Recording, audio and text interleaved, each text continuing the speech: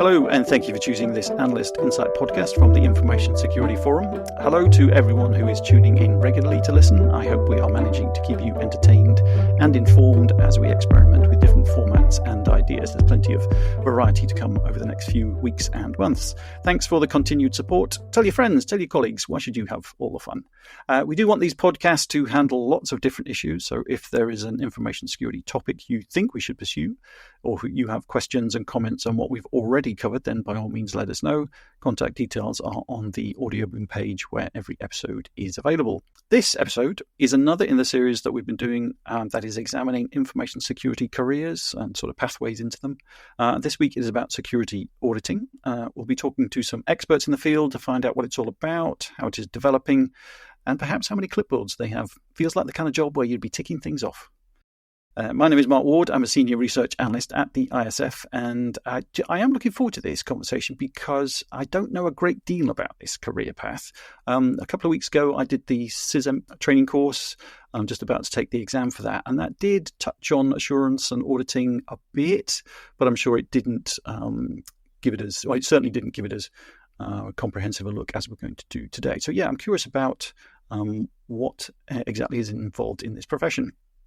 Here to help is Bharat Thakrar, a principal at the ISF, who is also the driving force behind this series. Hello, Bharat. Hi, Mark. Hope you're doing well. I am. Yep. Good to see you again. Have you had any connections with auditing? I think you have. Yes, no? I have actually, Mark. I think this is a fascinating career. Actually, in my very early days, I did do a stint at security auditing, and I did find it was really diverse. It allowed you to engage with different teams in an organization. And essentially what you're trying to do is to try and problem solve for them. You are part of that partnership to try and help them figure out what are the weaknesses. And it's excellent for career advancement. You know, it's a really excellent foundation if you want to then progress onto other roads in security. So I think it's an excellent career. Yeah. I think I did some work on governance a couple of years ago. I sort of kept up an interest in that, and there's certainly that far end of governance, if you like, is all about assurance and auditing, and making sure that good things are happening. So yeah, I'm curious about this definitely. But here to help us understand what it's all about are three auditors. I've got Aarti Ajay. Hello, Aarti. Hi. Good to have you here. I've got Einat Segal. Hello, Einat. Hi. Good to have you here, and Deepak Uniyal as well. Hello. So, Bharat, I don't know if you want to quickly talk about auditing. I'll bring Deepak in here as well, because I think you've been working in that sort of sphere for a while. Yeah, so I think, actually, I think it might be an excellent idea for Deepak to give us an overview, him being the senior auditor here. Yeah, head of IT audit for BNP in the UK. Yeah, definitely go for it. So I'll just give you some background of my career, maybe that gives some context here. So it's been around 23 years in the industry. Half of my career, you can say, was in what is called first line of defense in any financial organizational context. First line means we are the frontline people operating the controls to mitigate the risks. Or you can say IT operations, security operations, and all the development that happens. So half of my career in the first line, and then half of my career is what is called assurance functions mixed with second line of defense and third line of defense. Second line of defense means risk management. Third line of defense in a typical financial organization means audit. So that's a short introduction. Currently, I'm working as you said, head of IT and cyber audit for BNP, and I manage the UK territory in that capacity. Now, what is audit and what is the career? I think, as Bharat rightly said, it's a fascinating career choice. In essence, if I were to simplify what is the information security audit is, what you are doing as auditors are giving your independent opinion to the board that how well are cyber security risks or information security managed in the organization. That's, in a nutshell, what audit is doing. That's quite a big task, though. I guess for a large organization, there's a lot to take into account and a lot of... Because what emerged in the the training course I did was just, was talking about logs and talking about all the information that's being gathered. But I guess, Aarti, you're nodding your head there. So your experience of auditing is a lot of that interpreting of information, I guess. Yeah, and actually for me, the way it started, so just to give a brief introduction of myself, I'm an IT audit manager for Just Group PLC. But before that, I was like how Deepak mentioned in the first line, the first 5 years of my career. Then I decided to switch on because I found it very intriguing to be an auditor. So I decided to shift after 5 years of being in industry, doing the control. Then I said, okay, let me go to the other side of the table and see how it looks like. So I started with my career in audit in PwC, and where I got a chance to be an external auditor and also, look at business processes and IT controls. We call it IT general controls. And then I moved country. So 2012, I moved to UK. I continued with the Big Four environment. But then I thought, I asked myself, do I really want to do this or go and help a company? So I decided to join an insurance setup, spent about 7 years with them, try to understand the environment there, and then, again, moved into internal audit. So here, this career is so interesting that you can be an external auditor or an internal auditor, because internal auditor is more of throwing insights to the management. It's part of the organization. There is a genuine interest to add value to what you do and help their risk framework, So that's how it intrigued me to be an internal auditor. And then I moved to Just Group. It's a pension company. Again, it gives me kind of the reason why I'm here is to help the organization to have better control environment. Whether end of the day, if it's most of the companies where we have worked or, given consulting work, they are listed entities. They have a lot of regulatory responsibilities, right? So that's how it's very intriguing, that career. Right.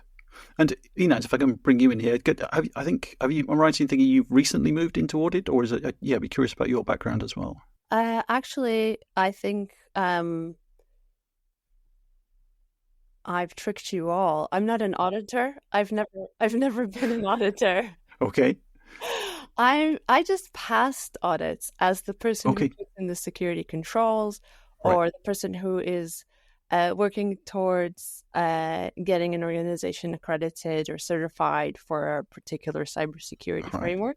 Uh-huh. But I've worked a great deal with auditors, and I more often than not, they were my partners in the journey, and I've leveraged auditors to forward a security agenda and kind of focus the discussion around the things that I needed to achieve in order to secure whatever organization I was working with. Right. Okay. So you've lots of experience with auditors and the work they do. Bharat? Yeah, so I think that shows really that people in security actually do need to work closely with auditors. And some of the career paths that Aarti and Deepak mentioned, I think it touches on some of the key skills that we need across security. So analytical thinking, if you like, that is one of the core aspects of a career in auditing, but also being able to communicate effectively and trying to get into that, getting under the skin of what that issue is, or that attention to detail. These are essentials, I think. And then finally, as I was saying, problem solving. So I think this skill set itself, you've got to get your head around that if you want to succeed in this career, but also they are a fantastic springboard for other, when someone actually then moves to other roles within cybersecurity. So I think an excellent foundation, and all of our guests are highlighting that. I think that in security, auditing is a skill. So if you're an incident responder, you have to understand audit logs. If you are doing third-party risk, you have to be able to audit a different organization through very, very little information and understand what risk they pose to you. There are so many paths in security that require audit as a skill. And there are so many points where you will come across auditors and they will either be a headache or your best friend. Right. Deepak, I just wonder sort of your experience of this, because I guess for a lot of, I think as Aarti said, a lot of financial organizations have a lot of compliance responsibilities, but does it go further than that? I guess you're a diplomat and ambassador across the organization as well. Yes, I think I'll just pick on what Einat said, that when they can become headache. And this is very, you can say it's, sometimes there is apprehension as well. And this is a usual response from the stakeholder, which I think as auditors or fraternity of auditors, we have to make sure that we have to educate the stakeholder, because, it's like a curse of the job that we are not very much liked. Nobody likes auditors in their doors. So basically, this is the educational part, when you work collaboratively with stakeholders and add value to their control environment, to their risk management framework. It's all about giving them insights which they don't know. That is the value you produce by doing audit, because most of the times on a larger level, higher level, management knows broader issues, but to basically synthesize them and seeing them from a different angle and give them that the holistic view produces some deep insights. And I think that is the responsibility of an efficient audit function, efficient auditor. Yeah, so I wanted to ask the three of you,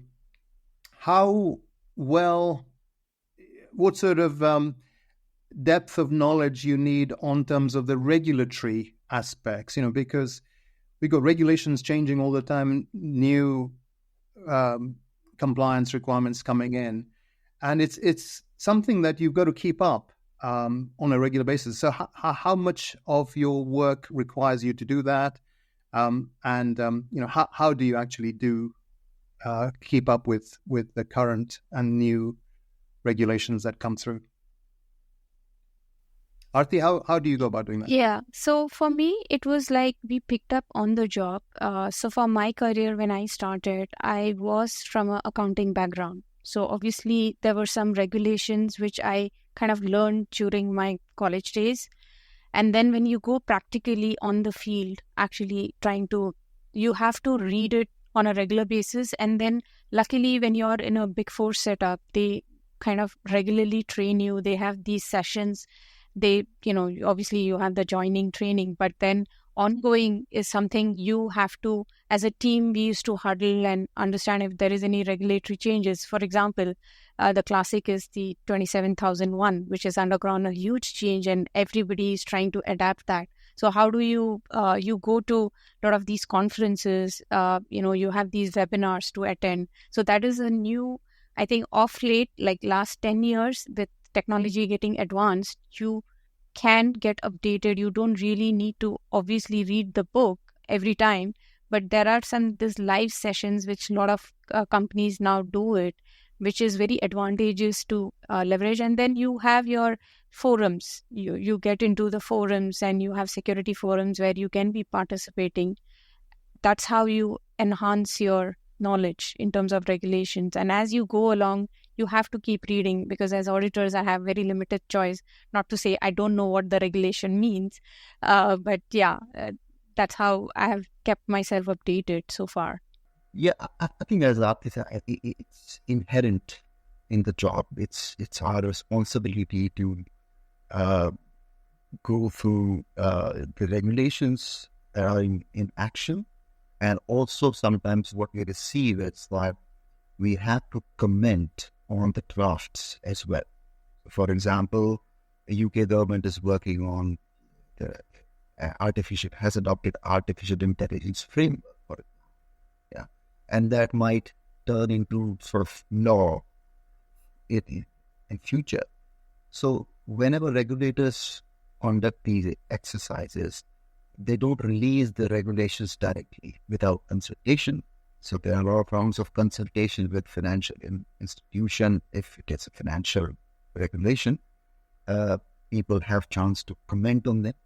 That's the way you can get a glimpse of what is coming and also comment on that. And then it's a part of job. It's not something different. We have to keep ourselves updated in learning about these new regulations and how can we introduce those controls and risks which they are talking about and enhance our audit testing strategies as well. Right. I wanted to pick up on something Aarti said. Do you all have an accountancy background, or I guess Bharat we should stress that I guess you don't need that background, and if it's about problem solving and some of that diplomacy and some of those other softer skills, then it's not all about those particular professional qualifications. Yeah, I think it'd be interesting to understand what are the pathways into this career. What were the prerequisites you needed, or was it less of an issue? Obviously, accountancy isn't a necessary requirement, but what would be good foundation skills to have, foundation certifications or education to have as an entry point into a career in this area? So I think for me personally, what happened was it was a kind of a organically switching to this career. It was not a planned career path for me at all. So I just fell into it, I would say. So though I said I have an accountancy background, I always worked with chartered accountants throughout my career. In the beginning, like first 5 years of my career, I worked with them. So I kind of knew what the chartered accounting area looked like. And then when I decided to be part of a chartered accountant company like PwC, I got recruited not because I was in the accounting background, because I had worked in companies which had diverse skill set, like process re-engineering was my previous experience, project management was my previous experience, and that is how the person who selected me said that since you had these different career paths, we wanted to bring in like a person like you to start off the career. So that's how I got a chance. But usually you would see in the Big Four, you don't get called in if you're not a chartered accountant. So that was a culture long back. It's not anymore. Things have changed. There's so much automation, as you see, with the organization adopting technologies like cloud and AI and more to come kind of things. So you cannot have a very strict background of you have to be this, but having like a diverse skill set would always be preferred candidate. So for me, when I'm recruiting today for my team, I would look for what that person has done in terms of, certainly I would want them to have a little bit of audit background if they can, or they can get into some ISACA kind of certification where they allow, IT audit certification. So you could have a certification, but when it comes to practicality, you do need some kind of a coaching and mentoring to be done initially. And I think people who have that will also to learn would be a good candidate, I would say, to get into this career. So I think a lot of people have that sort of problem solving, diplomacy, technical skills, and like I say, that curiosity as well, as much about anything else. And there's a lot of, because we certainly talked to quite a few companies who have kind of run out of road when it comes to recruiting people with technical backgrounds and particularly information security backgrounds. And actually, they've gone beyond that to other places. Some of those humanities graduates and interns and things, and they prove really useful because, of course, they have those problem-solving skills and they have some of the softer ones. And actually, the different view they bring to the organisation is really helpful. Deepak? Yeah, Mark, as you mentioned that, now the information security audit streaming, I think the net has widened. So you have two auditors who are from different background. I am a completely different background. My background, as I said, my first 10, 12 years were purely technical. And that's how I got interested in auditing, going the other side of the table and adding value from a different perspective to the organization I work for. So that is a second stream which you can take to be But what I will say is that in information security audit, I would emphasize, and maybe I'll deviate a little bit what Aarti was saying, that for me, the fundamentals are very important with the technical aspect as well. So what happens if you have a technically strong auditor in information security, you can build good rapport with the stakeholders immediately. So because you can understand their and empathize as well their situations. So I would say, I would emphasize when I recruit out, focus on these fundamentals, what technical skills, and of course auditing, and Bharat has already spoken about the soft skills aspect. Yeah, I wanted to ask Einat, because I think, Einat, you were dropped in at the deep end, requiring you to do a 27001 audit. Is that right? Yeah, so actually the auditor saved me big time there. And that really defined my relationship going forward with auditors. But it's not always possible to, back to the first question, it's not always possible to know what you're doing before you do it. And sometimes you have to learn on the go, and sometimes there's no orderly way to get a skill, to get certified. There's no real path. It's just, some trail that the trees make, and you just have to follow it, and tread on some plants in the way. And it's not as neat or tidy, but it gets you to where you need to go. I do believe that when it comes to, looking past technical skills, so a lot of technical people are great with understanding how a network works, but they don't really understand how risk works. Okay. Auditors are very good at connecting the problem to the risk. And sometimes if you try to just focus on all the technical issues, then you will miss the point. So that's where the importance of this job path, career path comes in. So I wonder if one of the problems, I think Deepak, you sort of talked about this, just is audit a bit of a problem? The name that, if you're an auditor, that's quite a stern thing. And is it actually a different kind of thing you're doing? Because like you say, you're trying to solve problems, you're trying to connect that problem to the risk, as Einat said. So should it have a different name, or is it a case of, well, that's part of what you do as well? You try and convince people that you're not going to come in and slap their hands away from the keyboard. You're going to say, this is how you solve the problem. This is the data that backs up how we do these kinds of things.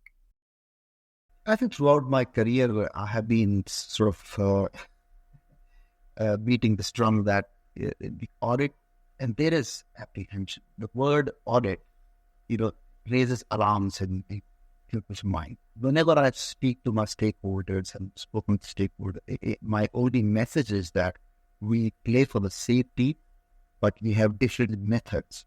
What we are here to not hinder point or not be a headache to you. It'll be intense, as Einat already mentioned, that we focus on risk. Sometimes, the management is firefighting. They have to resolve existing issues. They have to also address the technical advancements, and they have to compete as well. So they are juggling a lot of balls. Maybe they're not privy to the risk and that synthetic holistic view. That's where we come in. And it also depends on stakeholder themselves. Some, you will get people who are most welcoming to the audit and they see the value. Some people in highly, especially startups and technology companies, they can also perceive audit as barriers to innovation. Because they see that they slow down our speed. So it is all about, balance, and it's all about giving the right messages. So I think what we're touching here is on the dark side of audit. So when there's a disconnect between the questions the auditor is asking and the problem. So sometimes audits can go wrong. Sometimes audits could blindside you from what actually needs to be looked at. Yep. From the perspective of somebody being audited, so the philosophy is answer only the question asked. Don't say less, don't say more. And that dynamic can cause a lot of problems, as you can imagine. Yeah, because I would have thought as well, to your point, Deepak, about talking about playing for the same team. But yeah, there must be times when you do have to have difficult conversations, and people are trying to do something, and you have to say, look, it's just not working, or the risks are just outweighing what benefit you're trying to get. Aarti, I don't know if you've got your view on that kind of thing. I like the way Einat put it across, and also how Deepak mentioned it. And the biggest challenge what we face always is, I don't really get budgets based on audit issues. That's how people come across sometimes. But sometimes I've also seen organizations where they say, if you can help us in a way to get enough budget to go and implement this control or the risk, to address this risk, it will be good if you can highlight it in the audit report. So I've seen two extremes where people want us to help them out, and also because a lot of times organization tie it against your, promotions, bonus, and those aspects, right, which is very dear to everyone, right? So it's a bit, double-edged sword kind of thing where, as auditor, I have to, I always say this, I'm a nice person. My report may not be nice, unfortunately. Yeah. So I always say this, I put this caveat because I have a genuine interest to help you, but it's I cannot write that too much. We do have, like, the way you write the good practices, what you follow, we do appreciate them. But end of the day, we need to make sure we are not kind of very close with the management. At the same time, we are independent. That's true. So that's important. Yeah, I think that objectivity is important. But I think, it surprises me slightly that people are, like you say, worried about the auditors turning up and knocking on the doors and opening up the cupboards, because one of my colleagues, Paul Watts, on the research team, has written a whole series about leadership and how you need.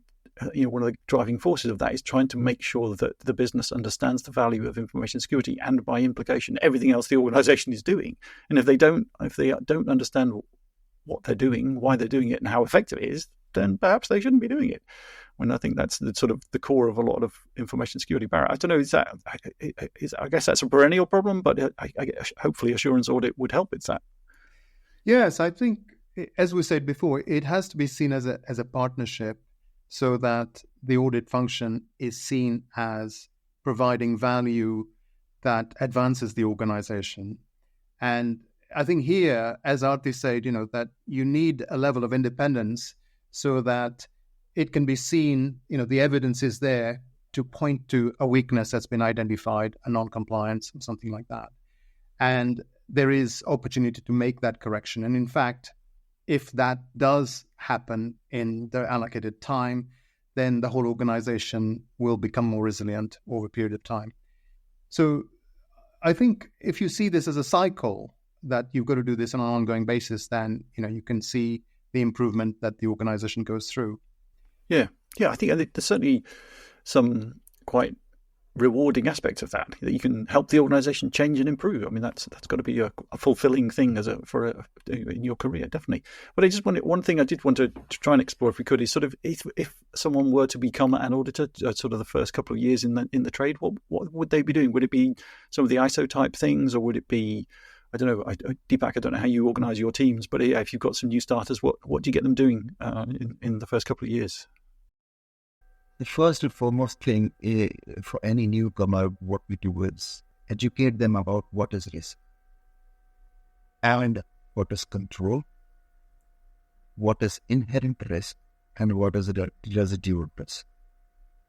If these four concepts are clear as fundamental in any new starter's mind, then we can start the journey of specific risks and controls to mitigate them, and how to then comment on the inherent and residual risks on those particular cybersecurity or information security areas. Then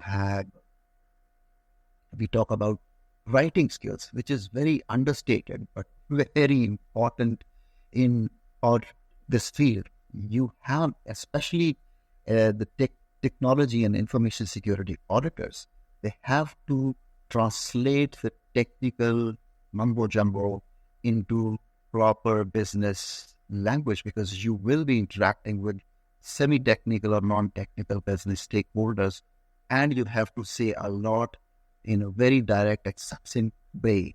And that is the key skill, which is very understated. For me, I think it's the most important soft skill to have. Just to go hand in hand with what Deepak is saying, it'd be interesting to know what qualification or certification, Deepak, you would suggest to your team. Is it the ISACA CISA? Is that the main one in the industry? And how effective is that? How useful is that? So for me, if that is a foundational certificate, CISA certification is one of the foundation. It's a certification. Then if you want to go wide into technical knowledge, I would recommend CISSP as a certification. Very useful. I've done it. And they say that it's a mile wide and inch thick, but it gives you a lot of information, technical information, and it's a very useful certification to have. Then you can go into, specializations. You can go into AWS security certification, Azure, and then you can go vendor-based certifications, and then you have ethical hacking. What I tell my team is, if we have to be auditors, but we have to think like hackers as well. I wanted to reiterate the importance of writing skills. So actually, you mentioned that I was thrown into the deep end. So how I found myself in that situation was that I was fresh out of the military. So I was known for having technical skills, but one of the things I was known for was to be very good at chatting with people and to be very good at writing. Those were the other things that, more than my technical skills, everybody knew about me. And that was how I was recommended to do this piece of work for a VCSO. And the VCSO basically deserted me there on the field alone, me and the auditor and this organization that thought I was a subject matter expert, where my only expertise was, to put a document together. And those are skills that, we all know language, we all learn how to write an essay, but they shouldn't be underestimated ever. Oh, useful skills, definitely. Yeah, because I think there is that sort of ambassadorial diplomatic translation job as well. You're sitting at an interesting point in a lot of organizations. All right. What you also said was that what determines success is your passion. You can't fake it. Can you tell us a bit more about that? Well, that's actually one of the things I've seen through my career. So this is not when I was thrown into the water.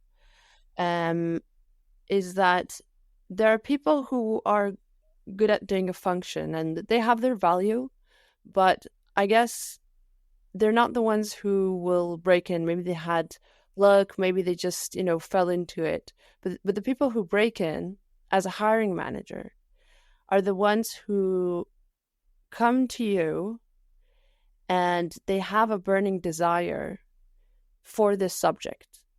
And you can tell right away. You can't fake that these people are actually learning about cybersecurity, not for a certification, and not because it's a career path, but because it's really something that interests them.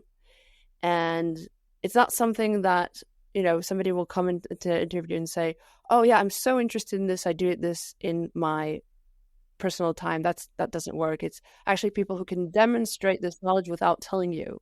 So show me before you tell me. Just to find out where this career path leads to. So it'd be good to hear from all our guests as to what would be, if you were asked to change your career now, based on what you know, what would you go for?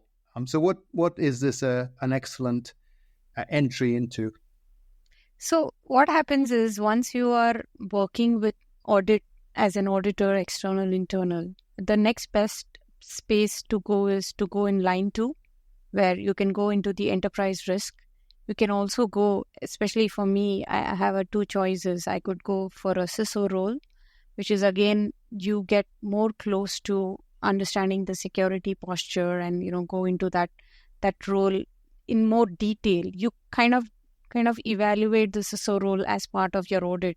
But I think the second line becomes very interesting because I came from first line, went to third line, and then I wanted to do second line but didn't get that opportunity. But I think the second line is the more, and I think Deepak has come from second line to audit, right? So he can actually say that difference, what you see from a second line coming into third line, it's quite a huge change. But at the same time, there's a lot of things he would have understood in terms of risk, which he can help focus auditors to achieve how we can help the organization. So that is a huge advantage, I think, when you shift between the lines, what you get, 3 line of defense.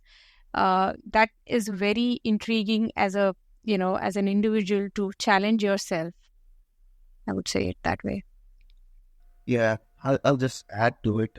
What I see is there are 2 career paths. One is if person is interested in audit, they can be career auditors and then go from auditor, senior auditor, then they can audit managers, and then they can be chief auditors at the top.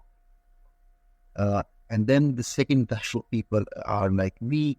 I look at career as I like to lead, and that's why leadership is most important area for me to explore. I find it very interesting, and audit gives a person those views, that independent views, there, and you can become a big picture person and understand the problems and the risks the organization is facing, how they can solve it. I think better part of leader, especially I can talk about BNP part. If you see, a lot of top leadership is coming from audit. And that's where I think audit function and auditors can help society and industry at large. That's how I would see as a 360-degree career, which audit can provide an individual. Yeah, my advice would be if you find something that interests you, something that you can do as your job and earn money for it, and you're happy to do it every day, don't try to look at a certain job title as your goal. Just find the environment you want to work in, find the work you want to do, find something that makes you feel valued and rewarded. I think a really big mistake that a lot of people do is that they put some kind of goal, some kind of job title as this is where I want to go, this is what I want to do. But the job title is different. The job itself will be different from organization to organization. And it's more important to feel satisfied and to do something that is interesting than get that title. Yeah, if you focus on what you like, what you want to learn, and curiosity drives your career, you'll be in a much better place. What I see, and one of the best part of audit is that you can see, and I've worked in all lines of defense, so to speak now, first line, second, and third. What the best thing about audit is that you can see the impact you are making directly in a short span of time, which other jobs may or may not provide. here in audit, it becomes very clear. Yeah, I think that, I think definitely the discussion has certainly, given that, exposed that view that sort of, I think with how much difference assurance audit can make to an organisation. And I think as well, I mean, that's sort of, I guess, something that isn't quite understood. And certainly when I did the work on governance, it was that we depicted it as a process and a cycle, and sort of audit was a key part of that, not quite the tail end of it, but it was a sort of, a key element of checking what's happening and feeding back in as well. I mean, that's the whole point here, isn't it? Sort of you become part of that broader business change and process as well. Bharat, I don't know if you've got any final thoughts on sort of audit as a career? I think many people should try this because, like security consulting or 2701 assessments, it gives you an opportunity to look across the organization. And if you look through some audit studies or audit reports, you quickly figure out, where the focus needs to be, where investment should be focused on, where it should be pointed. That this part of the organization actually is under-resourced, or it hasn't advanced as much as everywhere else is. So that it gives you a view that probably none of the other careers do. So I think from that perspective, if someone was to start their careers in audit and then figure out which area they have affinity with, then it probably leads to a better longer-term career progress. Yeah, indeed. Yeah, sounds really good. So, I would thank all our guests. Thank you, Bharat, for setting this up as well. Thank you for broadening my view of what audit is all about. Certainly shown how useful it can be, how it's sort of transformational as well. I think that's quite a rare aspect of, so some information security careers, that it can, like I say, really make a difference to an organisation. And I guess without it as well, a lot of organisations are just fumbling in the dark. They, if they don't know whether what they're doing is useful. Then so really, I think auditors should not be feared; they should be welcomed. I think it's if we can close on that. But thank you for listening. Tell your friends.